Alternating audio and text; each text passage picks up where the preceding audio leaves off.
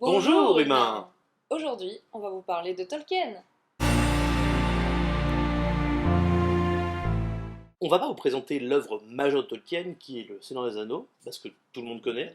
On va juste vous dire quand même qu'il s'agit d'un des livres les plus vendus au monde, donc c'est quand même plutôt classe. En même temps, il est quand même sorti en 1955, donc il a eu le temps de se vendre un petit peu. Mais ce dont on veut vous parler, c'est avant tout de ce grand monsieur, l'auteur de cette œuvre, Tolkien. Parce que beaucoup de gens connaissent Le Seigneur des Anneaux, connaissent son œuvre, mais peu connaissent ce grand monsieur qui est Tolkien, qui a quand même eu beaucoup de métiers. Il a été professeur à l'université d'Oxford pendant des années, Hmm. écrivain bien entendu, père de famille, soldat, philologue, créateur de langues, etc. Enfin, très beau CV. Oui. Et ce qui est intéressant avec Tolkien, c'est qu'il ne cherchait pas à devenir écrivain, et il n'a pas du tout aimé sa célébrité, à tel point qu'il a fini par déménager et quitter Oxford parce que ses fans ne le laissaient pas tranquille.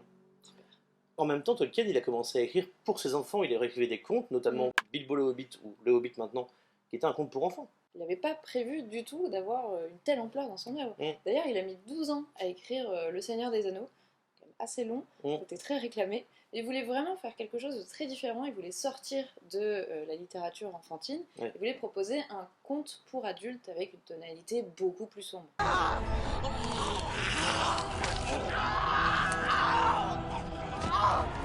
Beaucoup le considèrent comme le père de la fantasy, même si bon, c'est quand même pas lui qui a inventé le genre, mais il faut avouer que c'est lui qui lui a donné ses lettres de Mm. noblesse et qui l'a fait entrer vraiment dans la littérature. Oui, clairement. Mais ce qu'il a fait surtout Tolkien, et ce qui a permis de développer le genre grâce à lui, c'est d'arriver à créer un univers aussi abouti. Pour Le Seigneur des Anneaux, pour la Terre du Milieu, il a pensé la géographie, il a créé un paquet de royaumes avec leur histoire à tous qui remonte à plus de 2000 ans, il a créé une mythologie, qu'il a développée dans le Silmarillion, dont on va vous parler après, et surtout, il a créé des langues entières. Et ça, c'est super impressionnant. Et oui, parce que les langues, c'était sa vraie passion. En fait, il en connaissait, on va dire, 8 à peu près dans sa vie. Il avait des notions sur une bonne vingtaine, quand même assez Ce qui est énorme. quand même dingue. Il faut savoir qu'à partir de 15 ans, ce monsieur créait des langues pour le plaisir. Voilà. Et ensuite, il écrivait des mythologies autour, histoire que ça soit un petit peu étayé. Oui, tant qu'à faire, oui. Voilà. Et dans Le Seigneur des Anneaux et dans toutes les œuvres autour, il y a deux langues vraiment développées, c'est-à-dire qu'on peut les apprendre, hein, qui sont le Sindarin et le Kenya, mais il y en a des embryons de énormément Mm. d'autres. Donc c'est quand même un boulot assez impressionnant et c'est ça qui fait que l'œuvre sort du commun. S'il y a bien un domaine sur lequel il n'a pas innové, malheureusement, c'est que ça reste un univers très, très masculin. Il y a quasiment que des hommes, hein, dans Le Mm. Seigneur des Anneaux, vous comptez 3 nanas et c'est tout. Bon, après, c'est toujours mieux, parce que ce qu'il y avait avant en fantasy, hein, c'était clairement on va sauver la demoiselle en détresse, elle fait un bisou, elle te prie de rester pour être l'homme de sa vie parce qu'elle a besoin d'un homme, et toi tu t'en vas parce que tu as d'autres aventures à vivre. Mm. C'était ça la fantasy avant Ouais. Tolkien, hein, donc il y a du mieux, il faut le souligner. Et puis lui, surtout, c'était pas de la misogynie, c'était pas ça.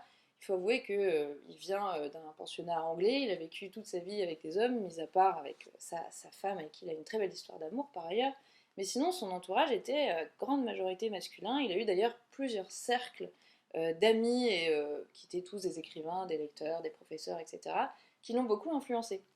Oui, d'ailleurs, le groupe le plus connu dont il a fait partie, c'était les Inklings. C'était un groupement d'enseignants d'Oxford qui se retrouvaient après le boulot pour aller parler littérature et boire un verre, en gros. Tolkien en faisait partie, il a passé beaucoup de temps là-bas, ils étaient entre une dizaine et une vingtaine de membres selon les époques. D'ailleurs, un des autres membres connus, c'était C.S. Lewis, l'auteur des Chroniques de Narnia, bien sûr, qui s'avère être aussi un des plus proches amis de Tolkien. Sympa comme entourage. Plutôt classe. Il y aurait encore beaucoup de choses à dire sur ce grand monsieur, mais on va plutôt parler de ses œuvres, quand même vous dire un petit peu pourquoi on les aime et pourquoi elles sont chères à nos cœurs. Oui. Et je vais commencer par parler de sa plus vieille œuvre, Le Hobbit. Moi, j'avoue, je l'ai lu bien après Le Seigneur des Anneaux, et pareil. je ne m'attendais pas du tout à un ton si enfantin, parce que je ne connaissais pas du tout toute l'histoire de la publication à l'époque, et du coup j'étais un petit peu désarçonnée.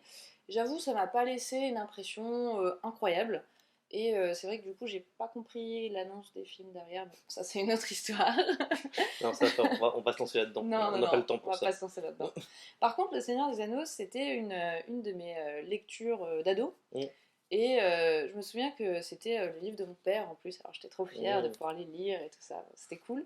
Et j'avais vraiment beaucoup aimé, et, malgré les longues descriptions du début, qu'aujourd'hui j'adore hein, d'ailleurs, mais Mm.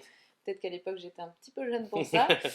Mais c'est vraiment une lecture que j'ai beaucoup aimée, qui longtemps n'a pas été parmi mes lectures cultes. Finalement, c'est peut-être les films qui m'ont fait aimer à sa juste valeur, on va Mmh. dire, cette œuvre-là. Et peut-être relire aussi à l'âge adéquat. Oui, il Voilà. y a ça aussi, ouais. Ça a été le début de mon amour pour la fantaisie, Mmh. quand même. Donc ça, Clairement, moi c'est aussi, hein. un des genres de ma vie, Mmh. n'est-ce pas? Et du coup, ça a toujours quelque chose de spécial. Tolkien, il m'a fait comprendre que ce genre-là pouvait être quelque chose de littéraire. Et ça n'a pas de prix. C'est vrai.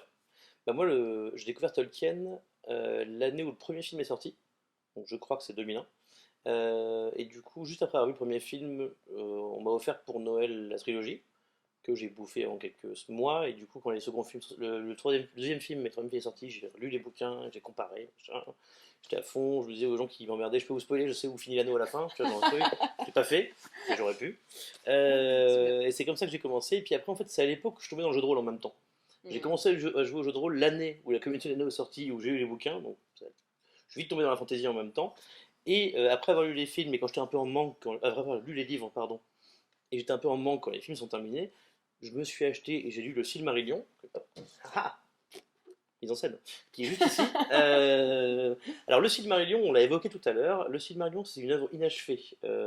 Ça a été publié après la mort de Tolkien, parce que Tolkien est mort en 73. Ça a été publié quelques années plus tard, par son fils Christopher. En fait, c'est une compilation d'un paquet de textes que Tolkien a écrit à la base plutôt pour lui, mais qui faisait partie de son univers. En gros, c'est toute la mythologie et toute l'histoire de la Terre du Milieu, de la création jusqu'à après le Seigneur des Anneaux d'ailleurs, parce que Il a, ça il a, évoque la suite. il a travaillé 20 ans dessus. Ouais, C'était un projet quand même de le sortir c'était un. Ouais, ensemble sous le terme de Silmarillion, mais il a travaillé 20 ans dessus et clairement il aimait bien écrire les appendices. ouais, Il aimait oui, bien se perdre. il Donc y a beaucoup voilà. d'appendices d'ailleurs dedans. Moi, ce que j'adorais quand j'étais ado, c'est qu'à la fin, il y a un dictionnaire elfique, ce qui m'a beaucoup inspiré aussi à l'époque à apprendre des mots en elfique de la Terre du Milieu. Il y a beaucoup de choses, il y a énormément d'histoires.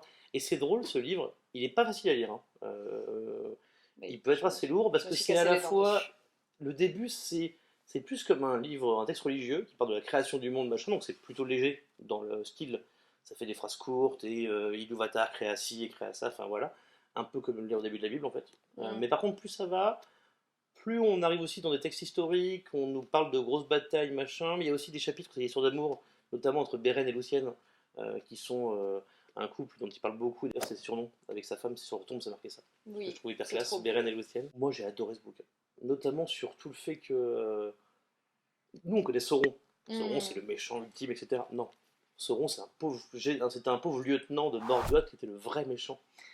Et moi, Sur j'ai le truc, découvert tu vois. ça sur Wikipédia ou je ne sais quoi, mais du coup, j'ai très envie de réessayer parce que je pense que voilà. Ah non, Sauron c'était une bitch par rapport à Morgoth. Ah ouais, mais ça a l'air fou Ah, du mais coup! c'est génial. Mais après l'avantage, c'est que si tu te sens pas forcément à l'aise, étant donné que c'est des histoires qui sont quand même séparées, tu peux sélectionner Oui, je ce que peux tu veux lire. sélectionner, ouais, Si t'as c'est pas vrai. envie de lire le truc sur la chute de Beleriand, ce genre de choses, tu passes directement au chapitre d'après, c'est pas grave. C'est vrai. Vous avez vu, ils ont mis Gandalf avec le balrog sur la couverture, Ah oui, c'est dans la classique. Moria. Ça n'a rien à voir, mais du coup, c'est là.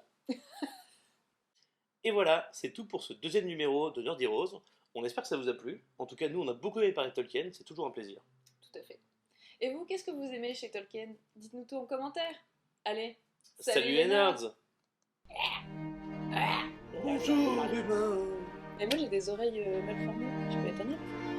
Est-ce que tu savais que je suis pas envie de faire. Pas sur les pieds, quoi.